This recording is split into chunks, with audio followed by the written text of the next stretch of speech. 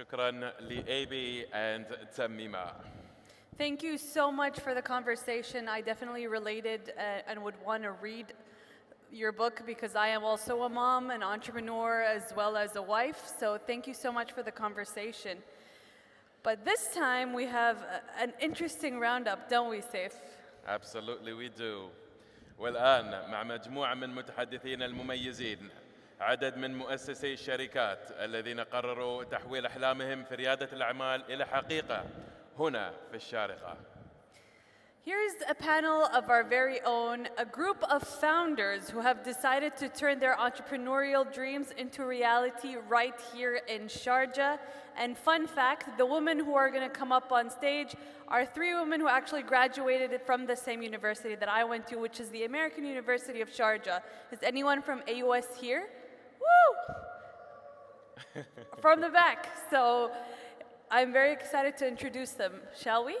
Let's go. في محادثة تديرها نجلاء الأنصاري من مؤسسة Not a Space ويشاركها سرمد الزجالي المؤسس الشريك لشركة مغامر، وفاطمة شويطر من مؤسسة شركة آرك كوفي، ومريم بن آل شيخ مديرة مجلس سيدات أعمال الشارقة. ومنهم نعرف لماذا الشارقة ودولة الإمارات ككل هي أفضل مكان لبدء مشروعك. We have Najla Ansari, who is moderating and is the founder of Not a Space. We have Sarmad Al Zadjali, who is the co-founder of Mughamer. Fatema Showaiter, who is the founder of Ark Coffee. And Maryam bin Sheikh, who is the manager of the Sharjah Business Women Council. They will share with us why Sharjah and the UAE as a whole is the best place to start your business. The stage is yours.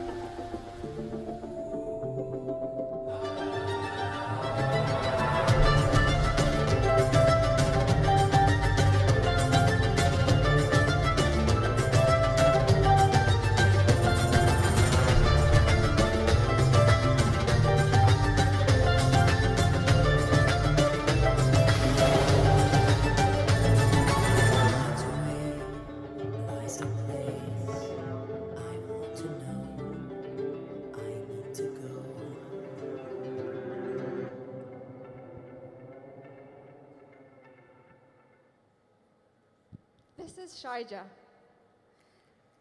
Woo! Before we introduce our panelists, I would like to welcome all of you to the Sharjah Entrepreneurship Festival.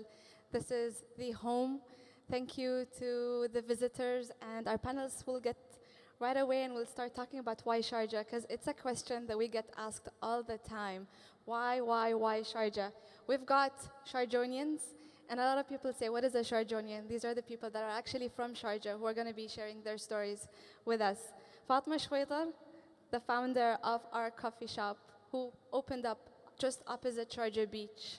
And that was a huge risk to just open there, and we would love to know why later on. Maryam, the General Manager of Sharjah Business Women Council, and again, an empowerer when it comes to ladies, and not just ladies, but startups that have female-led entrepreneurs, and we will get to know also why. And Sarmad, sitting between ladies, but also a very strong supporter when it comes to women startups and just generally entrepreneurship. And when we talk about entrepreneurship, we talk about Sharjah, especially with the post-oil economy and the 50th goals, and with all the initiatives that we have seen recently in all the talks. So, to all our visitors and entrepreneurs, welcome home. Fatema, let's start with you. A story, and I would like you to share your story and tell us, who is Fatema? That's a scary answer, but I'll tell you the story of how ARC got to be and the place itself, the location. There was, I wanted to do something out of just curiosity. There was a sense of entrepreneurship, but it was just a sense. And I went to the right person, and I just asked the wrong questions. And I asked the wrong questions, and I was like, no, she was like, no, this is not what to ask, and this is not how to go about it. Directions were given, and it just happened to be a coincidence that I just passed by this road. And I was like, could this road be? It's like, actually, this road is the project. And I was like, okay, let me just have a look. And I just picked the scariest house of all, the most gloomy, the most spooky. And I was like, you know what, I want this. And when I went there and I just took pictures and I showed it to my dad, he was like, my dad was like, don't you remember this place? I was like, I don't know. He was like, you were 4 when we left. So it was apparently where we stayed when the family was young. And this was the dare. Like, I was just attached to the place. And there was a project happening, and then there's this, and then there's that. I was like, you know what? I'm going to turn this place into something. And this was the dare. It was a dare, actually. And lots of rights and lefts, and could be and could not be, a lot of digging and a lot of hunting into the grounds of the floor, into the walls of the building to see if it's going to actually stay alive, or is it going to just fall off? Are we able to pull off operations in that place, let alone a restaurant that is active, a lot of footfall? So it was quite an experience. I had to go through a lot of places. I actually called it an arc, and the joke fell on me. It took 3 years to put it together. It took Noah 300 years, but it took 3 years to put that together, but not the making of the place, the development of the concept to reach the right, you can say, to reach the right goal and to really see what you want. Like, I had a thing in my head and I wanted to see it come to life. But it took time, but that time was actually experience. Now I'm about to do something else, and it's taking me around 3 months. So what 3 years worth of experience take you, and what time you spend to really dare yourself to get there, really cut short later. Fatema, you're also a member of the Sharjah Business Women Council. So we have Maryam here. Maryam, can you tell us more about the Sharjah Business Women Council and what are their offerings? And then I'll come back to you, Fatema, because I have a follow-up question for that. So the Sharjah Business Women Council was actually founded in 2002, and it's an affiliate of NEMA Women Advancement. And the whole concept of it came about that Her Highness's vision is that women are already empowered. So for NEMA to come on board, it's more about advancing these women to the next level. So where we come in is we are trying to create a very sustainable environment for these entrepreneurs, especially female entrepreneurs in Sharjah, and giving them opportunities to showcase their business, connecting them with the right minds. And because of the guidance of Her Highness, we have a role in playing with the government to help see what are those entrepreneurs, what do they need, and how can we as Sharjah Business Women Council make a change and create that sustainable environment where they can continuously prosper and grow. So we want it to be that safe hub, that safe space for the women to always come back to in case they had any questions or if they just want to meet a fellow member in order to grow. And a lot of people think that the Sharjah Business Women Council is targeted towards Emiratis. only. Yes. And that's not the case. Yeah, that's not the case. Obviously, yes, we do focus on Emirati women, but looking at it statistically, the UAE and Emirate of Sharjah, we are home to non-Emiratis who are also a majority. And at the end of the day, they are adding to our economy. So how can we utilize them? And instead of them leaving the country, how can we utilize them within our own emirate? And at Sharjah Businesswomen Council, we also have members who are non-Emiratis. A lot of them we have met through our travels. And the reason we have traveled and connected with them, it's because the way the entrepreneur can grow is learning from other people. So the cross-culture transition that happens for them is a chance for them to see what does the market have? How can the people outside know what Sharjah is capable of? And the women of Sharjah, what they're capable of. Sarmad, you've studied in Canada, and you came all the way from Canada, and you're like, here I am, gonna start my business, and I believe also your co-founders and co-founder is here. Mughamer is a booking platform that is targeted towards adventures, and what inspired me is the board of adventures instead of board of advisors. But before that, tell me, what is Mughamer, and who is the Mughamer behind it, which is definitely you? Yes, thank you. I was a very bad student, so my dad decided to exile me to the States and then to Canada. So that was the story, studying abroad. But Sharjah, again, it's our backyard, basically, right? So it was always good to come back and get that experience from school and everything, bring it back to Sharjah. Mughamer started out about a year ago. It's one of our multiple startups that we have. Mughamer is the newest startup that we're doing. And yes, as you said, we didn't want to do board of advisors where, people with, corporate kind of a background. We don't have much experience in adventures, so we decided to actually bring adventurers that are, in the market, that they know what they're doing, and the experienced people on the adventure, platform. And yes, we got very amazing names. People are world famous that are on the adventure board. So yeah, this is one way to get experience without actually taking very long time. For those who are looking to explore Sharjah too, as we've seen also in the video, you guys can check out the app. It's mughamer.com. Exactly, yes. So the idea, how did it come? The idea came between me being in the office doing another thing, and my co-founder came by and says, Sarmad, there is a new thing that is happening, which a lot of people post-pandemic, they're doing more, eco kind of tourism, right? They want to go hiking, they want to go trekking, they want to do kayaking. So why don't we do something for everybody that could be on the platform and, get it from there? So I told him, listen, I'm so busy doing all other things. He said, no, we're not going to do anything. Just a platform, and we put multiple suppliers. We go worldwide, and, we started off from Sharjah. I said, okay, if you think so, let's go ahead. And so your license isn't based in Sharjah? Yes, our office is actually in a very cool place at Sharjah Research and Technology Park. Okay. Yeah. And that's close to the university? Yes. And that's where Shara is also there. Exactly. Everyone's based there. We have the whole ecosystem.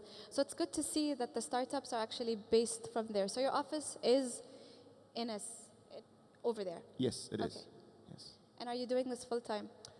I am doing, I don't know if entrepreneurship is a job. I do it. Entrepreneurship is a job. I think I sleep full time. I try to sleep 6 hours a day. That's a full time. The rest is I'm entrepreneur. So I have multiple startups. We have Tawsil, which is a last mile delivery company. We have Atbaq, which is a cloud kitchen. We have Mughamer, which is an adventure booking platform. And then we have a smaller company called 82 Events. And this is where the whole journey of entrepreneurship That's definitely a full-time job.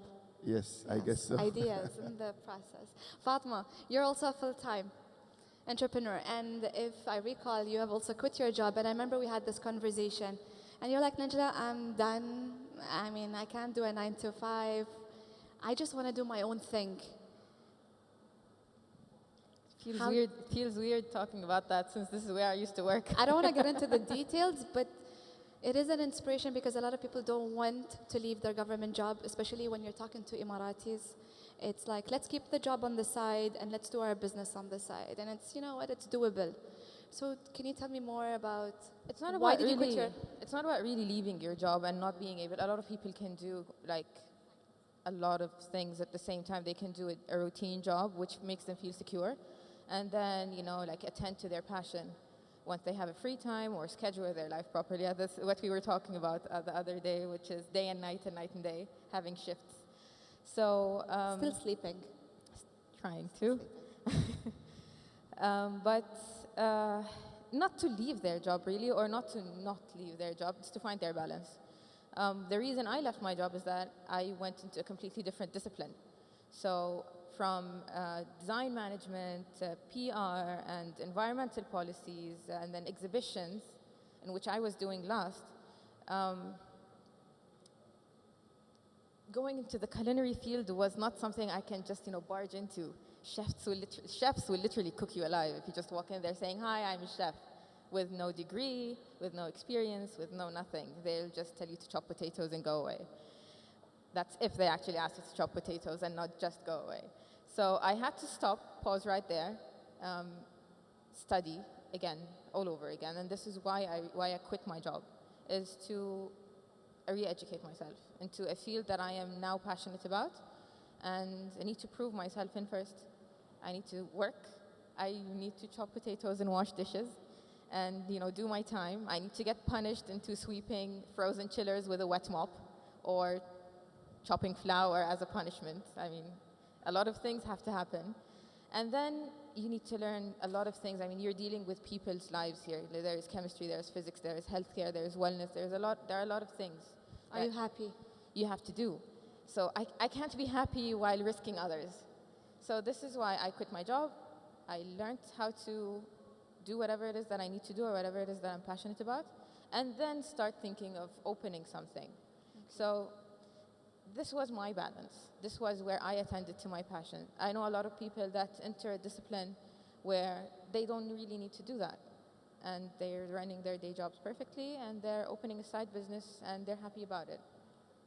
It's a personal thing. It's personal, and it's as your long own as you're power. happy What and can you you found do? your purpose, then Again?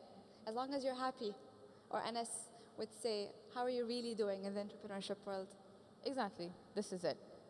I know a lot of people happy other way around, and they're just doing their routine day job, and they're happy about it. They don't want to do any side business. But then this is what does it for them. It's working for you. Maryam, Sharjah Businesswomen Council, something that is very dear to me because I can see the work that you guys do, empowering the women out there. And you guys are also focused on young girls. And the programs that you do is because entrepreneurship, as we always say, it starts early. So how early, and what are the programs that you offer for young people out there? So because under Nama we have another sister affiliate, Badri, so it's more focused on the skills, it's more focused on the starting a business. For us, it starts when, as long as you have an idea, you've graduated university, we can start from the very beginning. With Badri, it's the pre-step. So they go there through, it's like a course or a program to find out exactly what it is they're looking for, because sometimes I think people have a passion of creating something, but they still don't know what it is. They know that they want something. So I think with them, they will be able to find that passion from there, and we will be able to hold their hands as the next step. And then after they launch, we're just sitting in the back, making sure that if they do need any help, we're here to support. And we talked about the Majlis, which is something that people look forward to. People look forward to the Sharjah Entrepreneurship Festival. It happens once a year. They come, they gather. They've hit 5,000 registrations. Congratulations. Where it started with only 1,500. People want to connect. People want to network. And there's this initiative called the Majlis. So it's actually called SBWC Talks, and the reason we have created that, because it stemmed from our name, Majlis, Sayyidat A'mal al-Sharjah. Usually the biggest decisions happen in a Majlis. the most important topics or upcoming trends happen in a majlis. So we're like, okay, how can we create a community of people that come together, not even talk about their business, just talk about what's going on in the world, because ideas can come up from there. Just by you saying something might spark an idea to me, and then I start a completely different initiative. So we started hosting these talks and looking at what are the trends coming up. Is it about investment? Okay, regarding investment, is it crypto? Is it NFTs now? It's a constant changing world. And fortunately, we have a team that's studying what are the upcoming trends. And the vision of Her Highness, she wants the female entrepreneurs to not be part of only a specific sector, but to be fluid in all sectors. And recently we have been focusing a lot on technology in farming, sustainability, and sustainability goes a long way. It's not only about recycling papers. You can do sustainability in fashion. You can do sustainability in tech. My colleague here, Fatema herself, she has an F&B business, but it stems from the idea of sustainability and food wastage and how can we make this world better after we leave it. So we are trying to study what are the upcoming trends, and it's not about just seeing what your friend is doing and I'm going to do that because you know what? They made this much money this month and I want to have that as a monthly allowance. It's more about you can get motivated, but you need to see what is it the passion that you have. So we try to look at all these upcoming trends, get the people informed, and you never know. The next solution or the next treatment to some sort of disease might come from this entrepreneur who just followed their passion. That's very, very, very true. Over coffee or in the everywhere. And Sarmad, I'll come back to you. I believe there's also going to be some questions that we're going to take. So please, wherever the mic is, I know a lot of people that came into this room having questions to the entrepreneurs, to Maryam as Sharjah Businesswomen Council, why Sharjah? And we really want to know why Sharjah, and we'll dig deeper into the questions that you guys have. So if you guys can just raise a hand, someone's going to go around and we'll give you the mic to ask questions. Why Sharjah? Why Sharjah? Why Sharjah? A lot of people say, why Sharjah in a negative connotation? Like, why Sharjah? So you see the way I said it? Yes. Why Sharjah? So can you tell me why Sharjah? But in a positive light. See, I'll tell you the truth. Not The even truth and the honest truth. And people want to of course, hear only the truth. Yes. Why Sharjah? Because honestly, I'll tell you our experience with Mughamer, right? To open the trade license, literally it took us about, I would say 2 hours. We were sitting in SRTIP, paperwork were done, signed, ready to go. Okay. So that was how easy it is to actually start up. Why Sharjah? Because the market is so well planned. You know exactly where the purchasing powers are, right? So basically you have certain neighborhoods, they have different purchasing power, they have different demographies. So it's kind of blocked out for you. So you know exactly where to market properly, where to hit, where the traffic is, where the rush hours are. So it's very planned, I would say, market where you could actually do a research. Your market research is very faster. It's much faster and easier to actually come up with results. So ease of doing business, the speed of business is much faster. It's a smaller market compared to bigger Emirates or other Emirates. But yet it's a very good place to tweak and change and adjust your product or your service. So you get the feedback right away. It's very, I would say, more friendlier market, right? So I've met a lot of longtime friends here at the festival, and everybody told me, when we are in Sharjah and such a festivals, we get to network with, talking about different things. In different events or different Emirates, the network is strictly business, it's strictly 5 minutes, and then you move on to another person, right? So I think it's the passion, the desire, and I think we have a lot of, as well in Sharjah, Sharjawis basically are we more have believers, talented. as Najla would put it. Yes. We have Sheikh Abdur, the leader, a believer when it comes to... And I'll tell you something else. In history, before oil and gas in the country, people in Sharjah were the entrepreneurs. They were called them traders. So they were the guys who did pearl diving. They weren't the guys who did the trips to India to do trading and things like that. So we had those from a long time ago. So our grandparents were doing that, and they called them traders until the word entrepreneur came up, and now it's I think it has a history with entrepreneurship and how to do business here. Yeah. Maryam, when we talk about our visionary and our leadership, and especially the follow-up question, how can I be a member? And there's always like a catch. Is there a catch to be a member at the Sharjah Business Women Council? You just have to be a female or a female co-founder. That's it. So there is no restrictions or limitations, because at the Is there end of a the fee? day, no, there is no fee. And because listen, at the end of the day, it was created to serve a purpose. It was created to help people. It's not in the market to just compete. It's not, because the vision of our leaders is, His Highness and Her Highness, they look at things in a way greater perspective than we do. They have already envisioned where this economy is going in the next 20 years, which is why we have this entrepreneurship festival. They know what Sharjah is capable of. Sharjah is the market in Sharjah is not yet saturated, it's hungry.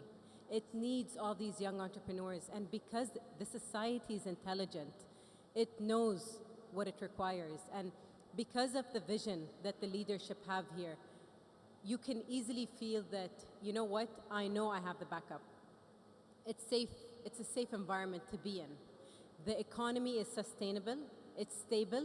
Why? Because like you mentioned, we are not fully depending on oil as an Emirate of Sharjah. Our biggest industry sector is industries. So having a safe economy, having an economy that won't collapse the next day due to depending on one thing, is safe for the entrepreneurs to feel that this is where I'd like to belong. And I think it's more than enough to have a leadership that completely supports you. We as the UAE and Sharjah, we have a leadership that supports us from a top-down approach. There are so many countries all over the world. The entrepreneurs are willing to do something, but the government is not ready to listen. And our government listens. It sees what the youth wants. It sees what these entrepreneurs want, study it, and start implementing policies. So we have the Ministry of Economy now focusing on MSMEs. We have the funding organizations, because they know what the people are capable of. But we just need people who fully study their project, and everyone here is ready to serve them. Fatema, do you feel safe in Sharjah?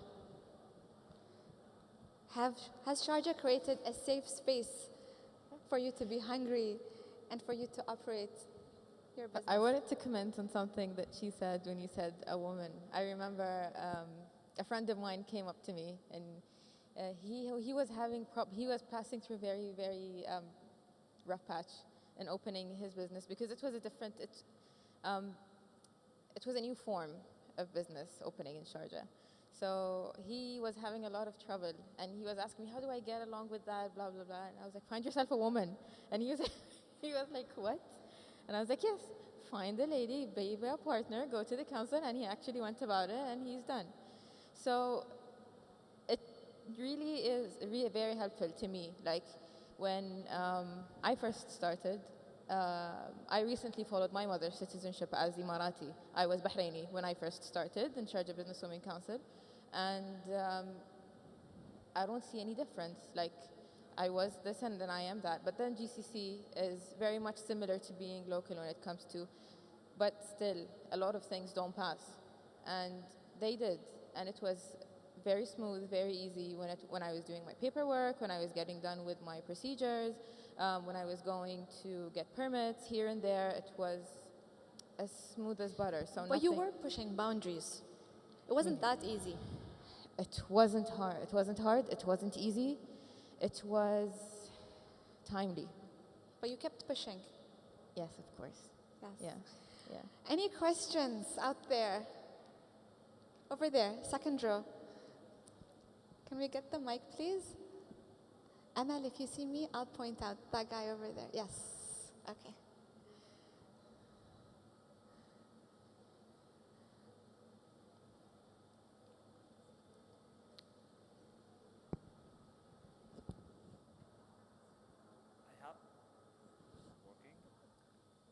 a question for Fatma.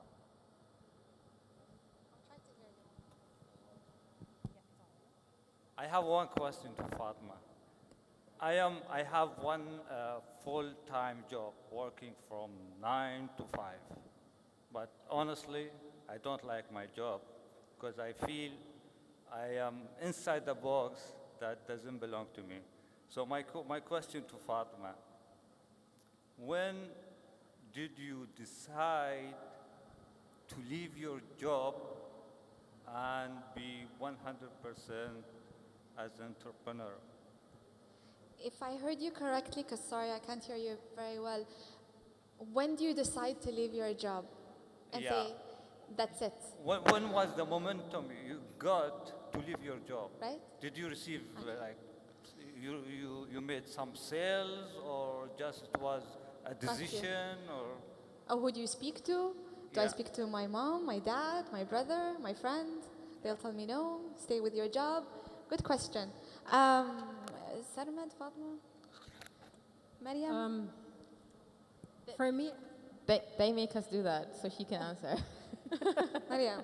I think the thing is with a business is if you are willing to take the risk and you quit that job, let's say, and you're truly passionate about that business, you would literally do anything to stay alive.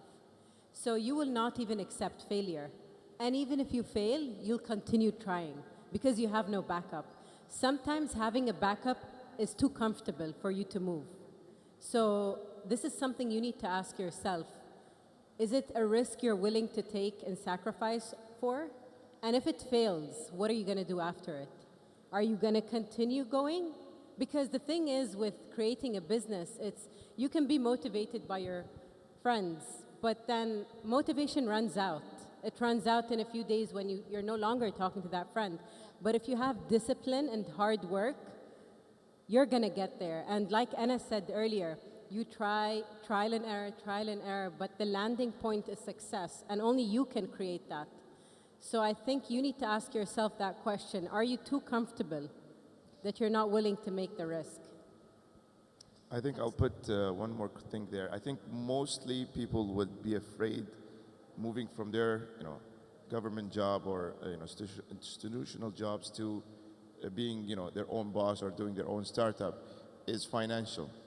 I think this is a very big point of it. I think that you have to make a decision of changing your priorities. There is nothing called weekends anymore, so every day is a job day for you. There is no, 300, 200 dirham dinner nights out. Shawarma will do good, trust me. You have a very nice car, you could sell it off. Trust me, in 2 years, you'll buy, better than what your car you have now, 10 times more. So it's all about priorities and how you can bootleg yourself, how you can work it off every minute that you put in. Just make sure that if I do this for 2 years, 3 years, and I have some, cash as a backup, and I could, survive with minimal requirement, in 2-3 years, these are my goals. This is what I'm going to do. This is what I'm going to do. This is what I'm going to do. So you kind of, put a roadmap for yourself, and then you'll see it's much easier to actually move from very comfortable desk job to, something you want to do even at midnight. Fatma. There is a very strong sense of insecurity. I can't tell you, it's just passion and fun and, leaving my job and going, into culinary school. And this also has its cost, time, money, effort, relations, all of that. Like it affects your life in all sorts of ways. When you're living in a routine job, you really know what's happening. And time is calculated by someone else. And when you're, on the contrary, when you're working in your own business, your time is equal to what you make. So the more you give, then your energy. The more you give, the more you make. And I can see this on daily basis. It reflects literally on daily basis. The more you give that business, the more attention you give it, the next day you see it. It literally will pop up into your SMS that comes in from as simple as your network account. It's just going to be there. You're going to see it. It's a stock market of your own energy. So the risk, the fear, are all there. The anxiety is there. I'm not saying when I was working I was working here. My last job was at Expo. I was mentally perfectly fine, and now I'm running behind my own passion. But I'd have to go under stress pills, and I'd have to go under multivitamins that would keep me going. But then they exist, and they do keep me going. So you'd have your family also doing that. They are also your energy. They are also your power.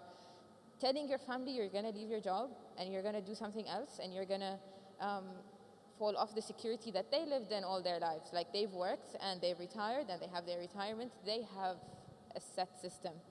Telling them you are going to fall off that system is very hard. Convincing them is harder.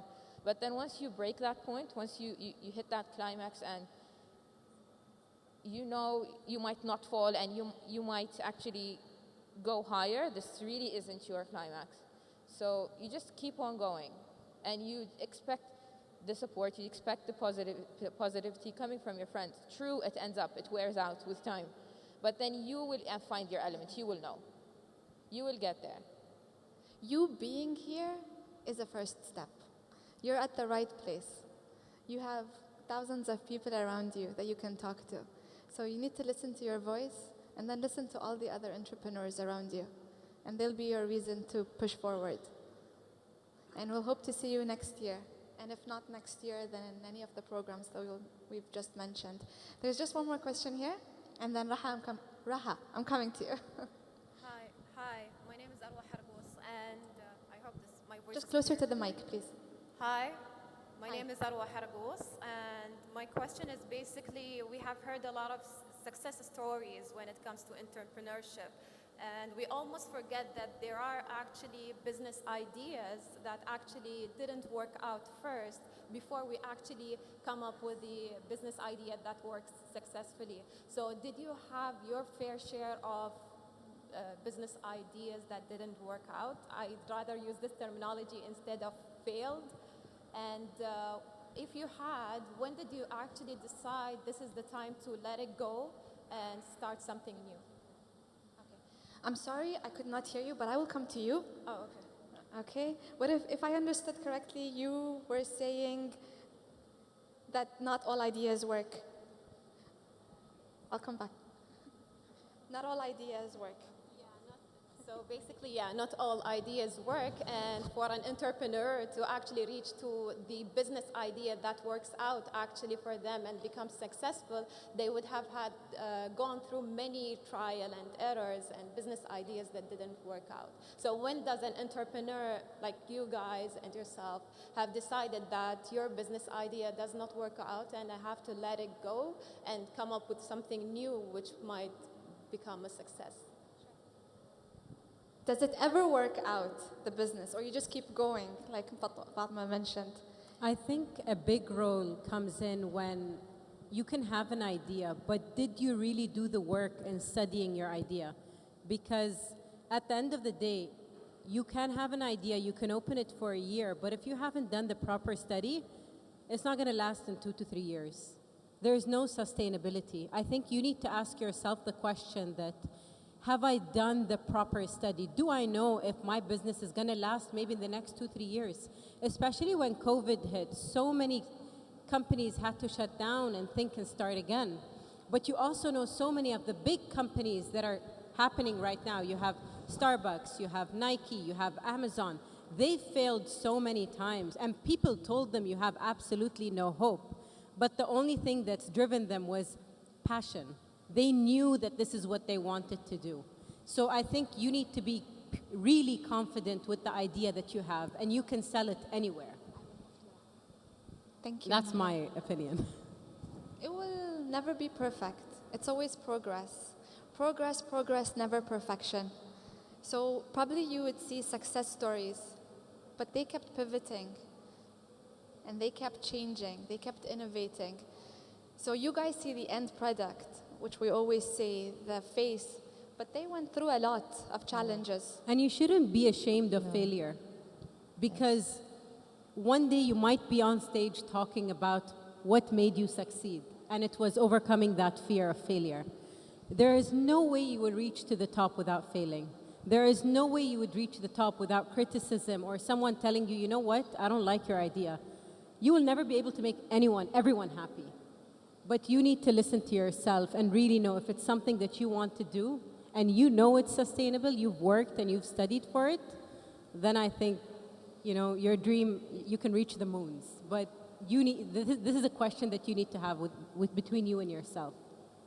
One final question. Raha, if you could stand up, please. لازم. So we can hear you well. Sure. Like Hopefully you can be like loud school enough days. so I can hear you. My question is actually to Sarmad. As an adventure lover, sometimes I find it hard to get people, a little bit courage, to come with me on adventures. It's a bit hard, but once they do, they fall in love with it, and khalas, it changes the world. So my question is, what incentives does Mughamer have for those people who need a little bit of a push? Good question. What incentives we might have for our customers?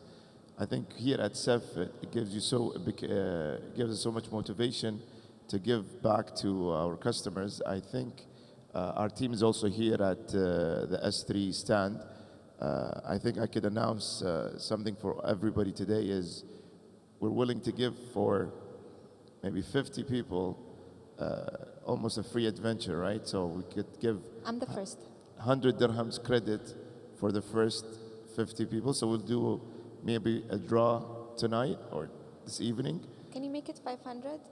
500 per person? Yeah. But I want to give more people though. I want to give 50 people 100 dirhams each. Oh, okay. That's fair enough. Yeah, and there's a lot of adventures that they could do with 100 dirhams. Trust me. We're Put your celebrating the email 50th anniversary. we'll You're do going to it. give us. That's a great incentive for those explorers. As we know, entrepreneurs are all about risk taking. They love to explore. They love to see what's out there. So Mughamer has the best destinations. You guys are in 24 different countries right Yes. now, right? Yes, we are in 24 different countries and we have over 400 different adventures on the platform. So we'll stop right there because I'm getting a timeout and we'd love to talk more about Sharjah. But if you would like to know more about Sharjah, maybe you guys can join this expedition and this journey and we can talk more and answer questions of why Sharjah. Sarmad, thank you so much. Fatema, thank you. Maryam, thank you very much for joining on Why Sharjah. And again, welcome home, feel safe, and we'll answer questions outside. Thank you.